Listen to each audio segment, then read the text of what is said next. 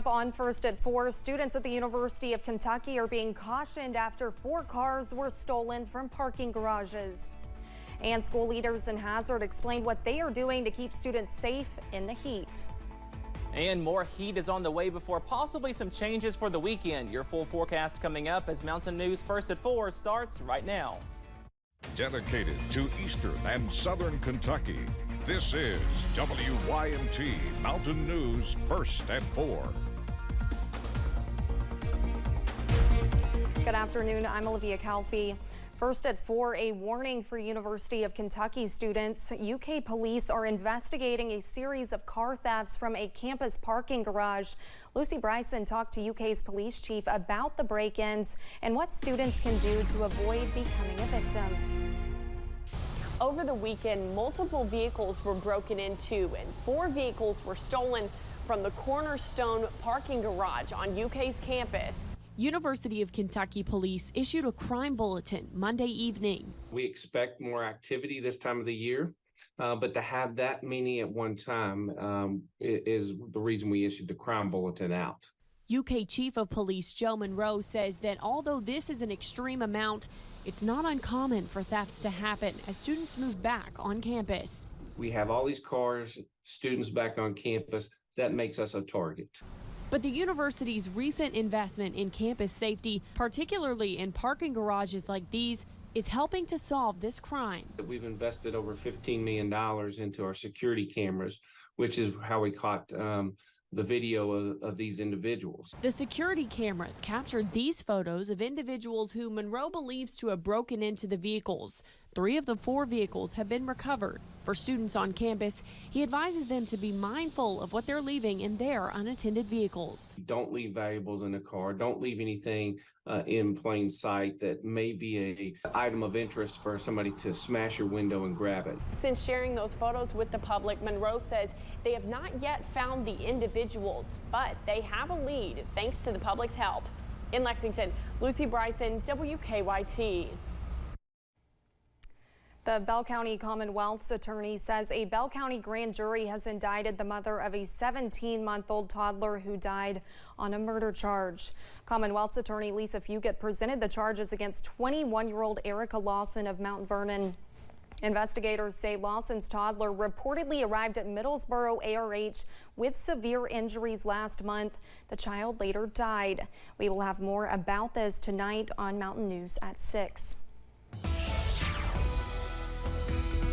Well, the big story on your Tuesday, the heat does continue. Temperatures are well above average this afternoon, and that will continue for much of this week. A look across the region right now from London to Hazard to Pikeville. Temperatures should be in the middle 80s. We are in the upper 80s and lower 90s. And once you factor in that dew point, it feels like the middle to lower 90s across the mountains at this hour. Temperatures in the upper 80s and lower 90s, 88 for Jackson, 89 for Irvin, 91 over in Somerset, and 90 in Manchester at this hour. But again, once you factor in that dew point, it feels even warmer out there. It feels like 100 degrees in Somerset and feels like 99 over in Manchester.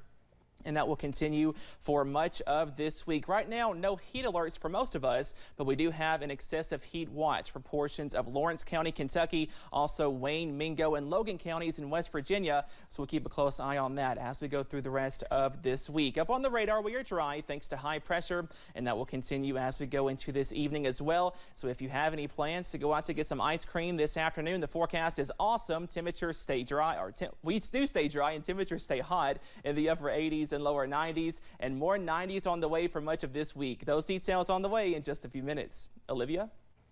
All right, thank you, Cameron. And as temperatures are continuing to increase across the region with highs in the mid and upper 90s. As most schools are back open, school officials are taking extra steps to ensure students and staff are safe to minimize the risk of heat-related incidents during times of recess and outdoor activities. Roy G. Eversole Elementary School Principal Derek Allen says they are doing everything they can to ensure students and staff are safe. Student safety is always going to be our #1 priority. So whatever may be going on, we always want to make sure that we keep our students and staff safe at all times. So obviously, the next few days is supposed to have some pretty high temperatures and humidity, and we want to monitor that and just take any precautions we need to keep everyone safe. Allen says they plan to limit outdoor time such as recess and other activities. Coming up at 6, we will have more on what parents should do before sending their child off to school. And with school back in session, some students are beginning to work on projects related to their curriculum. There are different programs that often include community service projects like Honor Society. But for Hazard High School sophomore Terry Davidson, his project was just a part of giving back. I've always been volunteering my time, joining Envision Hazard and all that, and it kind of helped me just give me a reason why I should give just to help out. Davidson worked with community leaders to install a new addition to Hazard's Veterans Memorial. We will have more on that tonight at 6. Several of the 19 people indicted in Georgia on charges of trying to overturn the 2020 presidential election have turned themselves in to authorities. But the biggest name on the list of alleged co-conspirators will be heading to the Fulton County Jail on Thursday. Natalie Brand is in Washington with more details. Attorney John Eastman, one of the alleged co-conspirators accused of trying to overturn the 2020 presidential election in Georgia, was processed at the Fulton County Jail Tuesday and released. I am confident that when the law is faithfully applied in this proceeding, all of my co-defendants and I will be fully vindicated. Former President Donald Trump says he will turn himself in on Thursday. He posted on social media that he's going to be arrested for, quote, making a perfect call, referring to the phone call he had with Georgia's Secretary of State urging him to find votes. Trump is facing 13 felony counts, including a RICO charge of conspiring with 18 others to overturn the 2020 presidential election in Georgia. Trump's lawyers agreed to a $200,000 cash bond to be released. He will not be allowed to discuss the case with co-defendants except through his attorneys. And as part of the agreement, he is also banned from intimidating witnesses, including on social media. Nominating someone who's out on bail in 4 jurisdictions is not a winning formula. Former New Jersey Governor Chris Christie is slamming Trump for his decision to skip the first presidential primary debate Wednesday.